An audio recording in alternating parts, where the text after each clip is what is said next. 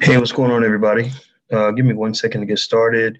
I hope you guys are having a good day. I know that I am. I am having a good day, but I'm a little bit sad. I ain't gonna lie. I'm a little bit sad and really a little bit frightened in the sense that, you know, um, some of you just saw kind of what went down with Bill Cosby and how that whole situation kind of turned into a big old mess. And the reason that I'm a little nervous is because it's almost like when you saw the slaughtering of the Jews, there were Jewish people who thought that the slaughtering of the Jews wasn't a big deal because they thought, well, they're not slaughtering all the Jews, they're just slaughtering the criminals, or they're not taking down all the Jews, they're just taking down the greedy ones. And what people didn't realize is that after they went after them, they were going to come after you. And so the thing that was on my mind today is, this lynching, this public lynching of Bill Cosby, this whole situation with Cosby, how it went down, how he's, now facing prison time, or he's going to prison. He's in handcuffs now. He's incarcerated as we speak right now. Bill Cosby, America's dad, the man who made, tons and tons, who received every award and made, just hundreds of millions of dollars. He's now a prison inmate. And Cosby's not just going to, he's not going to white people's prison. He's not going to rich people's prison. He's going to state prison. State prison is a much, much darker place. It's a place you wouldn't wish on your worst enemy. It's a terrible place for an old man to be. I know that's for sure. And it's just sad to see, And so anyway, as I get started on this conversation, I got a few things I'd like to say on that. I'm not going to keep you guys long, but I'd like for you to please make sure that you hit the thumbs up button, share button, like button, subscribe button. And also, if you get a chance to join blagenough.com, Blag Enough is where we're having a deep conversation about all of this. Blag Enough, Blaggenuf, Blaggenuf. That's our social media platform for Black people. It's kind of like a Facebook for Black folks. And it's a place where you can go hang out and be free and talk about what you want to talk about without worrying about being persecuted and attacked and all that stuff. And yes, the BNC, that's ABNC, that's the hashtag. ABNC is for the All Black National Convention, which ironically, this week is taking place right here in Philadelphia, where Bill Cosby's from. So it's kind of crazy that I literally landed, or actually I was taking off in my flight to Philly right when I heard about the Cosby sentence, right when literally it was announced. I was on my flight to Philly. And so what I did to try to get a sense of the pulse of the community, to get a sense of how Black folks are feeling about this. Of course, I'd like to see your comments as well on this, but let's see. Peace Johnson says, I just joined and it's awesome. You just joined Blag Enough. Yeah, Blag Enough is really awesome. Blag Enough is where I'm doing most of my social media stuff because I had to do that because Facebook keeps banning you for being too Black. They ban you for being too quote unquote radical and all this other stuff. And it's just the kind of thing that is kind of silly. Let me see. I didn't receive a text message in a couple of days. I just happened to be on YouTube. Yeah, David. The reason you're not getting text messages yet right now is because we actually our subscriber base has gotten so big that we can't text everybody all the time. And it costs money to send out text messages. But actually, if you want to be on our text list and you want to get a text from me whenever I go live or whenever something's going down, just text the word voice. Just type in the word voice in your phone. Do it right now if you want to. Text voice, the word voice, to this number. The number is 31996, 31996. So take a second and do that if you want to. And actually, while you do that, I'm gonna dig up these poll results. So text the word voice to 31996 and we'll be super connected. And that's really a good protective measure for Black security, for our security, because basically we don't know what day Facebook is going to take me down or other Black people down. They taken Farrakhan down many times. They've taken Tariq Nasheed down on YouTube and Facebook a lot. Willie D from the Ghetto Boys, who's an activist now, they take him down. Zaza Ali, I'm sure they mess with her. And even Jay Morrison. I bet Jay Morrison has even gotten it. So basically anything that's too Black it doesn't really fit real well with Facebook. So what we're trying to do is instead of complaining, we're actually trying to build something of our own. So that's what this is about. That's what the All Black National Convention is about, which happens this weekend in Philadelphia. That's what all this is about. So anyway, let me give you the poll results from Black Enough. So I polled the Black people on Black Enough to ask them about the Cosby case. And the question I asked was this. I said, now the poll results are still fresh. Not a ton of people have responded, but I'm a statistician. My master's degree is in mathematical statistics. So you can actually begin the inference process at this stage. Like I have enough data to begin to tell you what it's sort of shaping out to become. And basically, here's what the people at Black Enough are saying about the Cosby case. So the question was, how do you feel about the Bill Cosby sentencing? And the first answer was, 50%, half of all Black people, half of all the Black people that responded on this poll said he should not have been sentenced at all. Half of all the people on this poll, half of that representation of the Black community says he shouldn't have been sentenced at all. Now, let's be clear. The people of Black Enough, these are very conscious Black people. These are Black people that have a strong Black identity. It's a very Black space. It's not, and it's not a space that's big on things like integration and hoping white people will come save us or Democrat, Republican crap. These are just Black people that want to be Black. They want to be free. They want to build. They want to work with other Black people. They love other Black folks. So you're getting a very Black identity. Maybe if you took a poll of the general public, you might get something different. But on Black Enough, these Black folks, half of them feel that he shouldn't have been sentenced at all. 34% think he should have gotten probation. So if you add those two numbers up, what that says is that 84% of all the Black people who responded to this poll, 84% said that they feel that Cosby should not have been sent to prison, that he should have either gotten no prison time, no probation, no nothing, or that he should have just gotten probation, right? So that's what the data is saying so far. Now there are people there's another 5% that says that he should have been sent to prison, but just not 3 to 10 years. He got 3 to 10 years in prison. There's 5% that say, look, send him to prison, but make it 6 months, make it a year, make something like that, but don't make it 3 to 10 years because the man's old. The man is 81 years old. 81 years.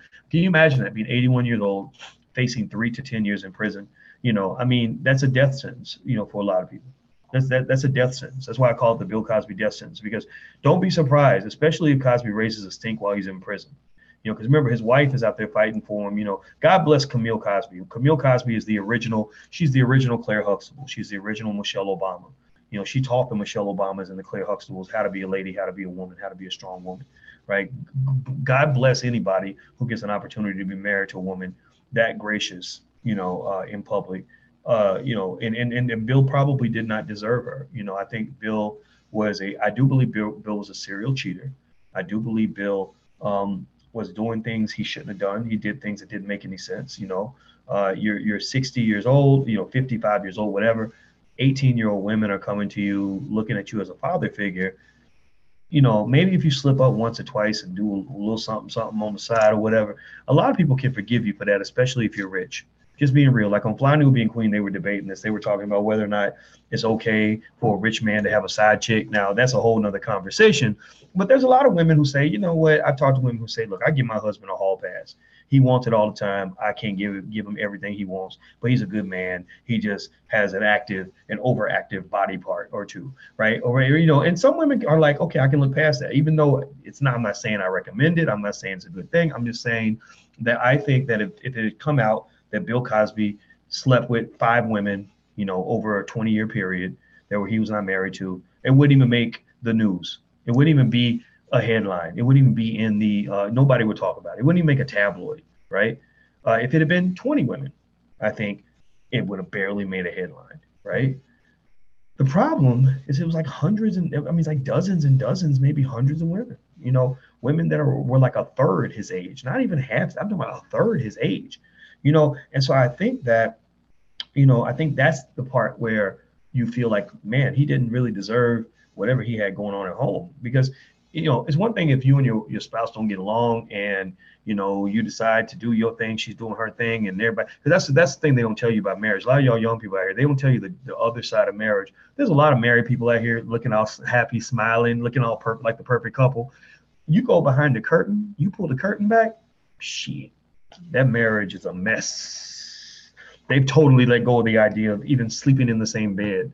I'm not trying to be pessimistic when I say it. I'm just saying I've seen this. I have friends like that, right? You would never guess that what their marriage was like behind the scenes, and so there's marriage is complicated. Marriage is complex. Sometimes people do awkward things to keep the family together, and I don't even fault those people. I'm not making fun of them at all. I don't make fun of them all, because the other thing about marriage is that marriage is a commitment. I'm talking about Bill and Camille here. No, so marriage is a commitment. Now, what is a commitment? A commitment means that you say you're going to do something. That means you're going to do it, right? A commitment is not like, oh, well, I'm going to be with you forever unless you piss me off, right? That's not really a commitment. That's a conditional statement, right? That's not a commitment. A commitment means I said I'm going to do it, I'm going to do it. Commitment is unconditional. Commitment means even if you do something that I don't expect, I'm not going to allow you to change who I am. You're not going to make me break my commitment just because you broke yours, or just because you turned out to not be a person that follows through. That's hard. That's why commitment is something that you got to think through. You got to think through commitments. If you really are, if in fact people ask me this all the time, they're like, Dr. Boyce, why did you get married? You support and promote Black marriage. We actually just made a movie that's going to be coming out. We're going to show the trailer at the All Black National Convention this weekend. It's called The Black Love Blueprint. I'm big on supporting marriage. I think it's a wonderful, courageous thing to do. I will get married at some point, but people are like, well, why didn't you get married sooner? You should have got married in your 20s. And it was because in my life, I was always taught commitment means you stick to whatever you said you're going to do, even if it goes bad. I never thought that, okay, if things get bad and I get unhappy, or I have a few bad months or a couple bad years, I'm just going to bounce. If that had been the case, maybe I would have got married when I was younger. I mean, I had friends that got married when we were 22 years old, and some of them had more sex as a married man than I had as a single man. I mean, we're just getting it in. So for them, it was all cosmetic. It was all about the perception of commitment. I always felt that substance was more important than flash. So part of the reason that I've always looked at, and this is true in life in general, if you ever want to join a commitment with another person, like, or make a loan or invest in a business with somebody, don't invest in the business or make the commitment or loan the money to the person who makes easy promises, because easy promises get easily broken all the time. That don't mean nothing. I had a cousin like that who would make every promise in the world to every woman he met, and none of the promises were worth even a fake dollar bill. Like, none of the commitments were ever worth anything. But he would tell you what you wanted to hear, and they loved it. You don't make the commitment with the person who makes the easy promise. You make the commitment with the person who is hard to get to commit. Because typically the person who won't commit is usually a person who's really thought it through. Like student loans. Like, there's students who just borrow because they just want the money. They're not even thinking about how they're going to pay it back. Then there's a student who's like, oh God, I got to think about that. I got to process that. I don't know if I want to make that commitment because I've already thought about how hard it's going to be to pay back $50,000. Or you go back to NWA, when the way that Jewish guy, the Jerry Heller guy, got over on NWA was he sat all them dudes down, and he put an $80,000 check in front of all of them. And he said, just sign this document. All you got to do is make this little commitment, sign this little piece of paper, and you have 80 grand in the bank. Just more money than you've ever seen in your life. More money you've ever seen in your life. Dr. Dre, sign. Yellow Boy, sign. Easy E, sign. Everybody sign. Ice Cube was like, nah, I'm not signing nothing. I'm not making that commitment because I don't want you locking down my hip hop career for the rest of my life, right? So commitment, when you talk about Cosby and Camille and commitment, I applaud Camille. I don't think Camille is a dumb woman at all. I think Camille was a courageous woman who has more moral fiber than 99.9% of all people out here. I feel bad for her. I think that they were committed to each other in their own special way. I don't even know if Bill's commitment was that bad. It sounded like Bill got around. I think Bill embarrassed the family. I think that's probably what she's more upset about than him getting with other women. I think also because there's a difference in being married to Bill Cosby, who gets around, but he's still holding it down and maintaining the family empire, versus having to go to the state prison that's dingy and dirty and dark, and they treat you like a felon. Anybody who's ever visit a state penitentiary before? You ever been to a state penitentiary? They treat you like a criminal. You by visiting a person at the penitentiary, you get treated like a criminal. And you ain't even got to be in the jail. They will treat you like, that's why a lot of people are scared to go see their relatives. Say, man, I got warrants and police make me nervous, because they treat you like a criminal. It's a terrible place to be. So you're talking to your husband in a damn dirty ass jumpsuit, looking through some dingy, glass, and it's terrible. So I think that for Camille, I'm willing to bet you that being married to Bill Cosby was great. Even when he was getting around, I bet it was still great. Where she's like, yeah, that man can't control his penis, but shoot, we got $300 million in the bank. I can get on an airplane and go see the Queen of England whenever I want. President Obama is calling my cell phone. Like that's a trade-off. I'm not saying it's right. I'm just saying that's what it is. That was a good life for her. I'll put it this way. I'm not gonna say I can't speak for her, but I wouldn't be surprised if she was like, man, whatever. This is a great life. But I think now that great life has been turned into something that's ugly, messy, and public. I think that despite how we might analyze the Bill Cosby sentencing, which I think was wrong, wrong, wrong, it was dead, dead, dead wrong. It was illegal. It was criminal to do that. It was racist as hell. But you still can't go past looking at Bill and saying, what were you thinking, dude? What were you thinking? You were a puppy who was given a gigantic backyard and you still wanted to go run out in the street. Seriously, I mean, there's something that seems to occur when you talk about some of these brothers that get up in Hollywood and get all this money. Something that happens, something that occurs where they kind of lose track of reality. They just kind of, they live in this other universe. They literally get to where they damn near seem like they're living on another planet. And it's fascinating because they literally forget that they're Black. They forget that. I go through this. I see this all the time. I remember I've been to Hollywood. I've been around movie stars. I've been around multi-millionaire Negroes, and I observe everything. I went to a Hollywood party. And I was just watching some of the Black people and how they operated, and I would see this brother around all these white women, and I would be like, man, how do you do that? How do you do? Do you feel safe? Do you feel safe? Like how the white women clutch their purse when a Black man walks around. Like I clutch my testicles a little. I back up. I get a little. It doesn't mean I have anything against white women. Doesn't mean I'm scared of them from a physical standpoint. But when a white woman, I kid you, I had a white woman that I went to grad school with a long time ago, and she went out of her way to tell me that she likes Black men. Like she said something like, Neil deGrasse Tyson is so sexy, I would fuck him in a minute. That's what she's saying that to me. And remember, I'm a nerdy, highly educated Black PhD. So it's kind of like, hey, I'm down with that. I'm down with getting in bed with a Black man. And I swear to God, I felt so weird. I felt so awkward and nervous.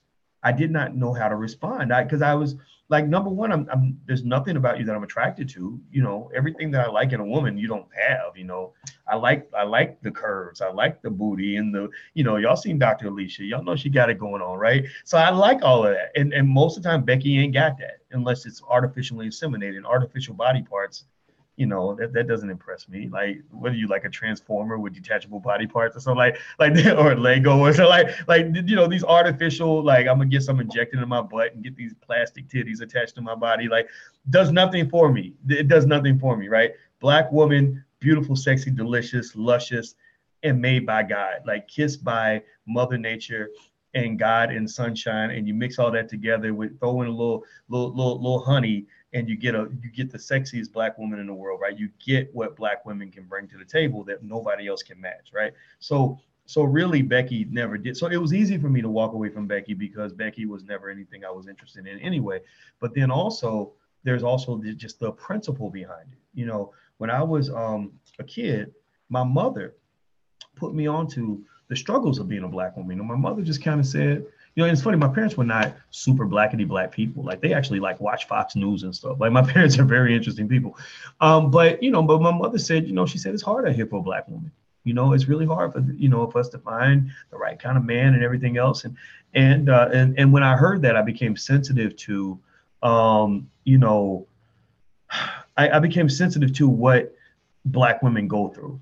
And so when I had that conversation with my mom or heard her say that, at 16, I remember just saying, okay, if I ever get married, I'm going to marry a Black woman, because I feel like the greatest gift that a man can give to a woman is marriage. Like that's huge. Marriage is emotional security, it's financial security, it's everything else. And a whole lot of other stuff. It's status, it's all of that, right?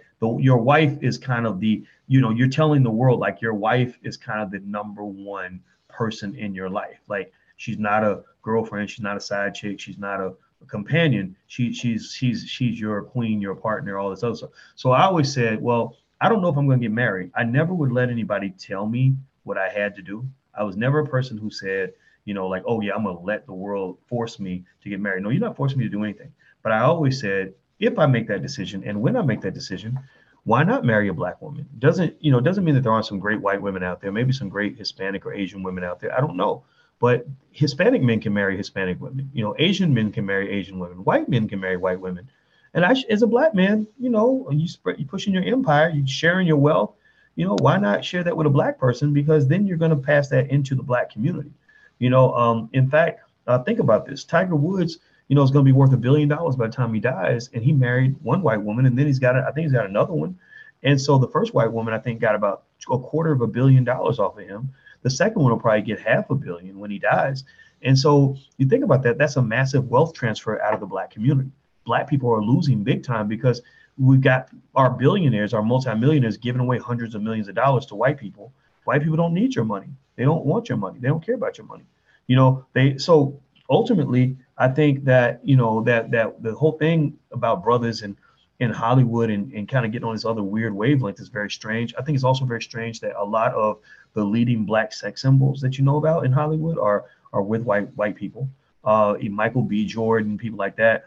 And I almost feel like that's a little bit insulting to black women, because it's kind of weird. It's like you have this intense admiration for these men. Like you put them on your wall, you fantasize about them, you would give them some ass in a second, right? If you're gonna have sex with somebody, you might as well be a good looking man like a Michael B. Jordan or whatever, right? He's fine. He's a powerful, he's famous, he's good looking, whatever.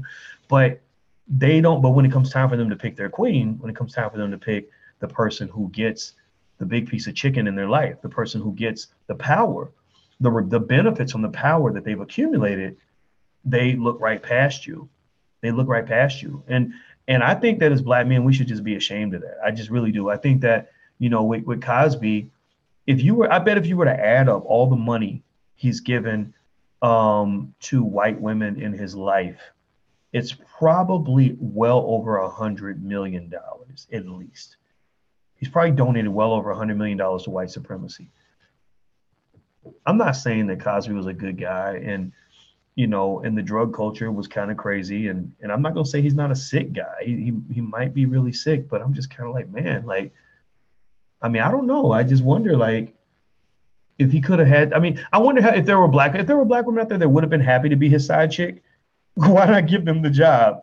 Like that's what I'm saying. Like, really, I'm not judging. I'm not belittling anybody, but it's like, I'm sure Bill Cosby had plenty of black women that were like, hey girl, that's Bill Cosby, I'm gonna get with him, and he wasn't even looking at them. He was looking right past them. And then, so not only was he kind of disrespecting black women, but I think for black men, I think that especially for black men who had a little status, it was kind of a big thing for them, like, to get access to the white woman, like, because they think so low of themselves and their own people that they were really excited to finally have a chance to get with a white woman. Let's be clear about that, right?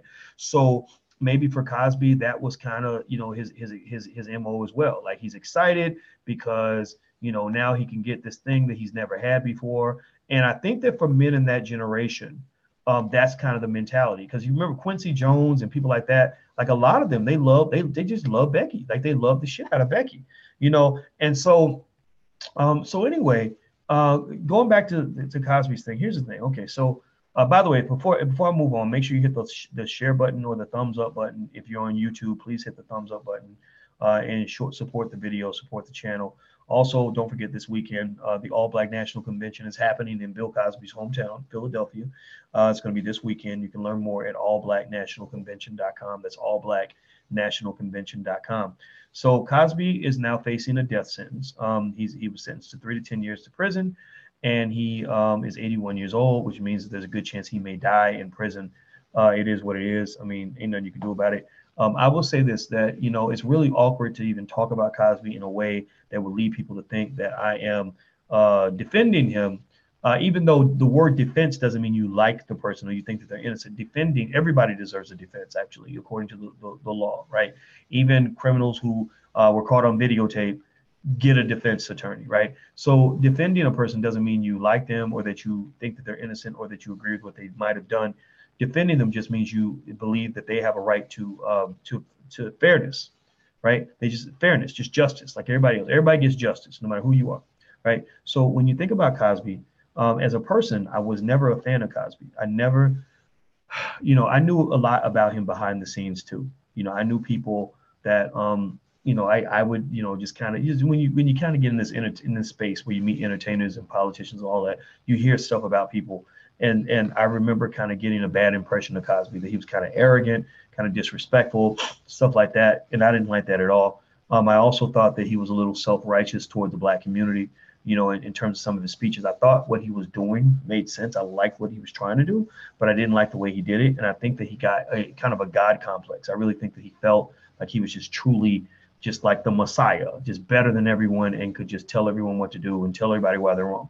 Now, the thing about Cosby, though, on the flip side of that, is that you got to also remember that Cosby did stuff for the Black community that no Black celebrity today will ever do. There is no Black celebrity anywhere, no Black celebrity anywhere who has even given 1/10 of the money that Cosby and Camille gave to HBCUs. Not one. Cosby and Camille gave $20 million to Spelman in the 1980s. Beyonce gave like $400,000. Like, so she literally gave about, if you look at it, 20 million in 1988 is about $44 million today, if I'm not mistaken, if you adjust for inflation. So Beyonce basically gave about 1% of what Bill Cosby gave. 1%. And everybody's going crazy and cheering and so happy and proud and like, oh, look at Beyonce doing it, girl. That ain't nothing compared to what Bill and Camille did. Bill and Camille took it to a whole nother level, and all the celebrities that might want to talk down on this man's family or whatever they want to do, they can't match, what he did for the community, what he and his wife did. They can't come close to that. So let's just be clear. Like, if you really hate, or attacking or whatever, like, what are you doing? You could be doing more. You brag about how much money you're worth. Well, it doesn't matter how much money you're worth if you're not helping Black people with it. If you're not helping Black people with it, then you brag about how much money you have, then that pretty much makes you an idiot. That makes you a terrible person, because all you're doing is basically, it's like holding up food over a hungry kid and saying, look at how much food I got. Watch me eat this chicken, fool, or whatever. And I'm sitting here bragging to the kid about how much food I got. And he's sitting here like, man, I'm starving. Like, what am I supposed to do? Cheer for you? Like, am I supposed to clap? Like, what the hell you want me to do? Like, pass some food, motherfucker. Like, seriously, that's what a kid would be saying. He'd be like, feed me, damn it. So anyway, Cosby and his wife did a lot for the Black community. And here's the thing. When they took Cosby down with this high-tech lynching, modern-day lynching death sentence that they just gave him, there's a message behind this. The message is to remind you of who's in charge.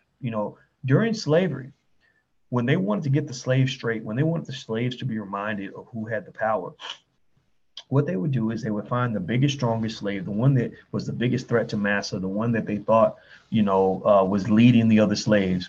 And they would pull that big slave, the big, strong guy that everybody admired, everybody looked up to. They would put him in front of everybody, and they would beat him. They would maybe rape him, and then they might kill him. And they do all of that publicly to remind you that we are still in charge. They remind you that you ain't got no real power. You can't do nothing. And so when you look at Bill Cosby, I mean, think about this. This man, I bet if I Googled the awards that Bill Cosby has won, he's probably won hundreds of awards, dozens of them from the Black community, for being one of the most powerful, most respected, wealthiest, most influential Black men in the history of this country. I mean, this is a man who sat next to people like Bill Clinton, whom, by the way, if he was Black, Bill Clinton would have been in prison a long time ago. I mean, pay attention now. Think about this. Think about this for a second. I want you to process it. Some people don't like it. Some people are like, oh, you're defending Cosby. People like that, they're just stupid. I'm not even talking to them because they're not really hearing what I'm saying. Smart people get what I'm saying. Y'all know that I don't have no love for Cosby. I'm not his buddy, but I'm talking about truth here. But think about this for a second. Process this. This man's going to prison because he grabbed a titty. He grabbed a woman's titty. I mean, titty grabbing ain't cool. You know, never grab a titty that doesn't belong to you. You can't do that. But he's going to prison for grabbing a titty. Bill Clinton has probably done a whole lot more than grab some titties. Women, countless women have accused Bill Clinton of doing far more than titty grabbing over the years. Also, think about this. Throughout this entire trial, they have not presented one piece of evidence to support their claim. They have produced nothing. There was no DNA, no video, no witnesses. I mean, there's nothing to prove. No rape kit, like nothing proven that this happened. Nothing. But their trump card, which is ironic, we're using a word like Trump. The trump card is that the words of Becky are like gold.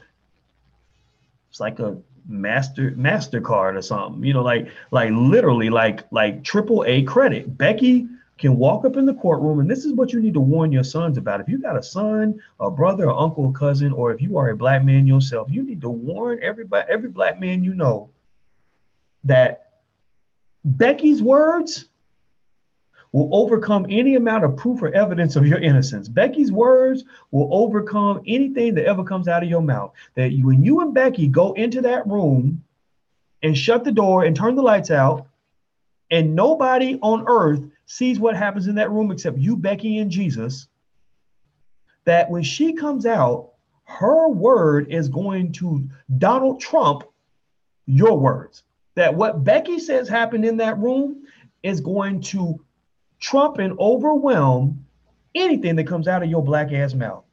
There is nothing you can say that will lead them to think that Becky is anything other than the innocent victim of a brutish black man. Even if she has no proof. She don't need no proof. That's white girl magic. White girl magic is that she can say anything about anybody that happened at any time, even if the statute of limitations have passed, and they will believe her as if it happened this morning on video in front of 10,000 witnesses. That's the fascinating thing about this. That's the part that's kind of scary. That's the part that reminds all of us, especially those who have a black man in your life that you care about. It might be you. You might be the black man in your life you care about. It reminds you of what you're up against. You're literally living through an Adolf Hitler-like Nazi regime type of era. This is a mixture of Hitler Nazi era, of McCarthyism, of fascism, of the Salem witch trials. It's a mixture of basically every period, the Inquisition, the Spanish Inquisition. It's a mixture of every period in human history in which human beings decided that one group of people was going to be persecuted. And don't act like you don't know what you're talking. Don't act all brand new like this is a surprise to you, because this has really been going on for 400 years. Y'all know this, right? Y'all understand we've been black for the whole time that we've been here. So when you think about all of this, Becky's magical words and how Becky's magical words can lead to a death sentence, I'm reminded actually of another case that was a little bit similar to this, and it was a case of Emmett Till. Remember, Emmett Till was lied on by this white woman who said he touched me, and that led to some white men kidnapping him and murdering him. Black Wall Street got burned down because a white woman said this black man touched me and rubbed his body up against me.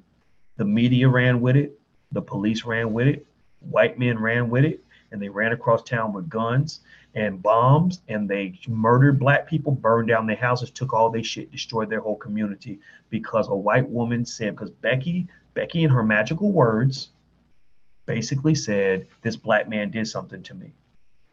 So the interesting thing, the thing that you should really pay attention to is that the let me see, let me get rid of this person here.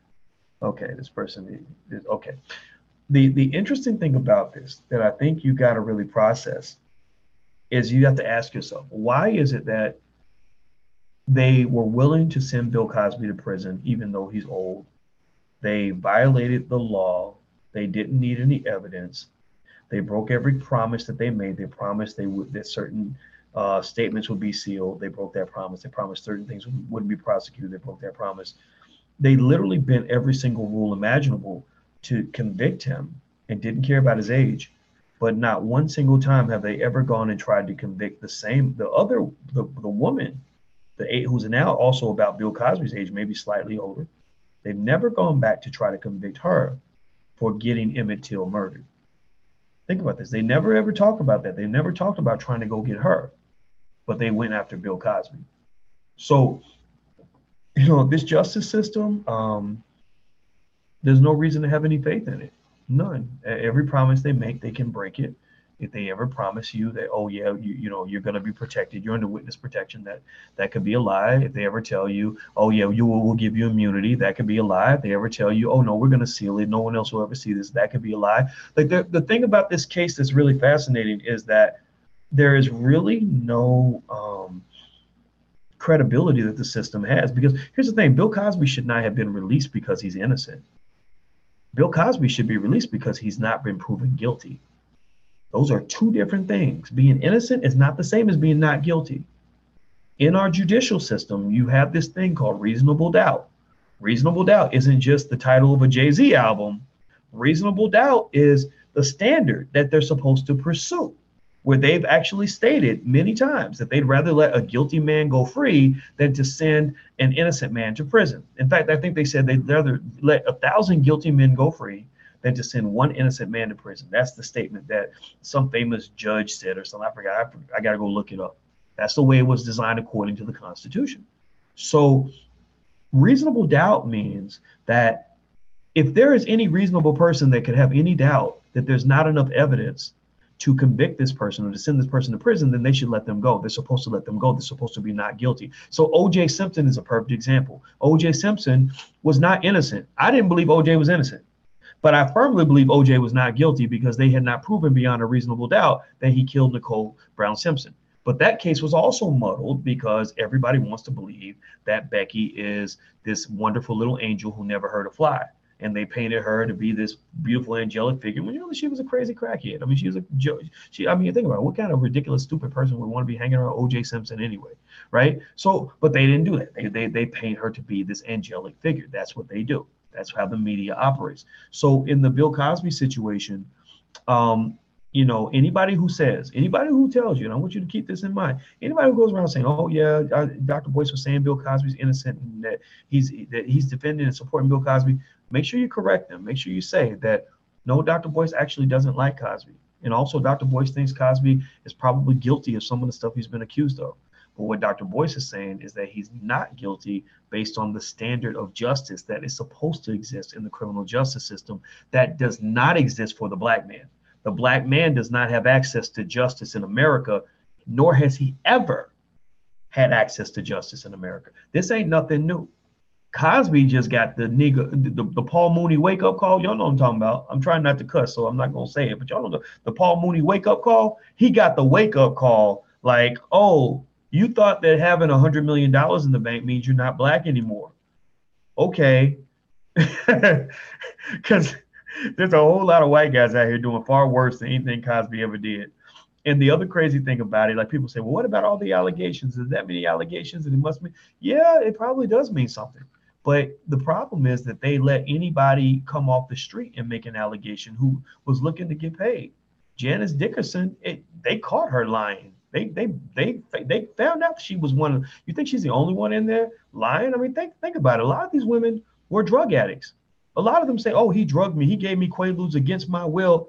Well, wait a minute. You was taking Quaaludes on your own every other day of the week. So how do we know the difference between him giving you the Quaalude when you didn't want it and him giving you the Quaalude when you asked for it? Like, how do we know? Like, think about this. Like, everybody made a big deal about that statement. Like, have you ever given Quaaludes to women for sex? That doesn't mean he gave it to them against their will. These women were asking for, they're like, hey, Bill, you got any Quaaludes? Like, these were the types, some of these women were drug addicts. And many of them kept friendships with Cosby for many years after the allegations or after the alleged incident took place. Forget a police report. I mean, think about this. Like, didn't report anything to the cops, said Bill Cosby's fine, were bragging to their friends that they know him, going to his house, calling him for money, hanging out with him every chance they could, and then he cussed them off. Next thing you know, oh yeah, that nigga raped me. Oh, he raped me. He did it to me. It was bad. It was terrible. Again, white girl magic, right? Leaning on the power of the words of Becky. Becky knows. Becky knows. Becky ain't stupid. Becky knows the power of her words. A black woman, or excuse me, a white woman actually that was dating an NFL player who plays for the Dallas Cowboys, Ezekiel Elliott. He got in trouble with the NFL on alleged domestic violence, but actually him and his attorneys fought back. His family fought back because there was proof, witnesses that heard this white girl say, again, I'm telling you, I don't understand why these guys want to hang out with Becky so much. I already gave my whole reason behind it, to be honest with you. But anyway, basically they heard her say, I'm a white girl. She said, I'm a white girl. You're black. I can ruin your whole career. I swear to God, look it up. Look it up. Becky knows the power of her words. Now, this ain't, if you happen to be a white girl or have got friends who are white, this ain't nothing against no white person. This ain't nothing against nobody. If you're one of the good ones, then I'm gonna be good to you too. You know, that's fine. Just don't threaten me and scare the hell out of me and make me afraid to even be around you because you've got a type of power that that I've never known as a black man. I don't know that type of power in the American justice system where people are going to believe anything I say, even if I have no proof and the statute of limitations has already passed and I already promised not to prosecute and I was paid $3.5 million because somebody allegedly grabbed my boob and I have never proven that anyway. I don't have that power. I've never imagined that. I don't know what it's like as a black man to be able to get millions of dollars from somebody just because of something that I said that they did, even though there's no proof that it actually happened and it happened many, many years ago. I can't say. In 1985, a white man I tried to get a job, and the white man called me the N-word. And he and when I tried to get the job, he hurt my feelings, and I felt racially assaulted, and I felt like I had just been raped, and it was a terrible feeling. And I don't have any proof that it happened, but I need y'all to go find him, and I need y'all to go ruin his life. Like, I can't do that. I can't go back. Think about this. Imagine if black people had the power tomorrow. Imagine a world where we had the power tomorrow,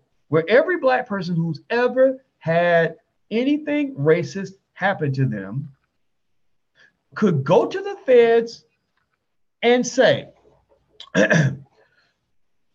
Mr. Wilson, I have a neighbor named Joe. One day, Joe burned a cross in my yard, and he called me the N-word, and he shot my dog. I don't have the proof because I don't have proof that I had the dog. I lost the receipts, but he did. He shot my dog, and it happened in 1984. And it traumatized me. It made me feel like I was a victim of a lynching. It made me feel like I had just been burned alive and raped while I was being burned alive. And it was traumatizing. And I've had to go to therapy for 20 years. And Bill is now a judge. And I need you to disbar him, take him off the bench, and disbar him and put him on the cover of the New York Times and publicly humiliate him and destroy him. And I don't need any proof because I'm black, but because I said so, then it must be true. Imagine if black people had that kind of power. Like, it would be total chaos because black people got shit that we can actually prove. We can actually prove things. We can prove that the cop shot Tyrone at the mall, even though Tyrone didn't have a gun. We got video. We pulled out the cell phone camera. We doing your job, man. We're collecting evidence for you. Y'all ignore that shit. Y'all be like, well, the quality of the video is a little bit grainy, and even though it is a close-up and a bird's eye view, it appears to be that way. But even though it looks like he shot Tyrone, technically Tyrone could have been shooting himself, but that could have been another person's bullet going in Tyrone's head, even though the officer was firing at the exact same time. Like they literally, they won't even think about this. Pay attention now. This is a trip. They won't even indict the cop. They will. An indictment is nothing. If there's 100 cases that are seeking indictment, like 98 of them will get through the indictment stage before they get to the trial. Like, losing an indictment is hard to do. Most prosecutors tell me, maybe I'm wrong. Tell me if I'm wrong. But most prosecutors I've spoken to tell me that getting an indictment is not that hard. They can't even get a cop indicted even when he kills a black person on video. On video. Becky's just got her words with no evidence, and she getting convictions like that. We got video, and we still can't even get an indictment. Are you kidding? Are you serious? So you live in kind of a crazy world. I mean, this is This is sick. This is sad. This is scary. Very scary. Um, I don't know what else to say. I'm done. I'm done. I don't. I've already said my piece. Thank you for hearing me out. And I love all of you, and I hope you'll come to the convention. We're going to talk about this at the All Black National Convention. There's a lot to discuss. If you want to learn more about the convention, visit allblacknationalconvention.com. That's allblacknationalconvention.com. Somebody please type that in so other people can see it. It's allblacknationalconvention.com. If you want to check out the live stream, somebody type this in for me too. It's abncdigital.com. It's our study group online. If you join abncdigital.com, you can actually come into the study group, which would allow you to watch the live stream of the convention and see all the previous conventions, the convention I had with Farrakhan, the convention we had in London. You can watch a bunch of Black films. It's a great educational package for the entire family. I think you're going to love it. Last but not least, if you want some books, I believe in Black books that Black people should read. Feel free to check out drboycebooks.com. That's drboycebooks.com. I believe Black people should take over the education of our children. I believe that just the same way, like how the feds step in when the local government can't do their job, and they say we're taking over the investigation. I think Black people should realize that when it comes to educating your kids, they're not doing a good job. You need to take over the education of your children. Occupy your children. So occupy them with books, occupy them with conversation, occupy them with internet resources. We can guide you on that. If you want some books that I recommend for your kids, starting with things like Powernomics and all that, feel free to go to drboycebooks.com. That's drboycebooks.com. Now, somebody typed in abc.com. Actually, it's abncdigital.com. But thank you, Shanita. I appreciate you. I love you. I see you in there, girl. And I'm going to try to find a way to get rid of the trolls on Twitter, man. You got a lot of crazy people on Twitter. All right. I'm out of here, guys. Have a good day. And I love you. And I'm about to go take a nap, man. This whole Cosby thing done got my blood pressure up. What the hell, man? See you guys soon. Be good.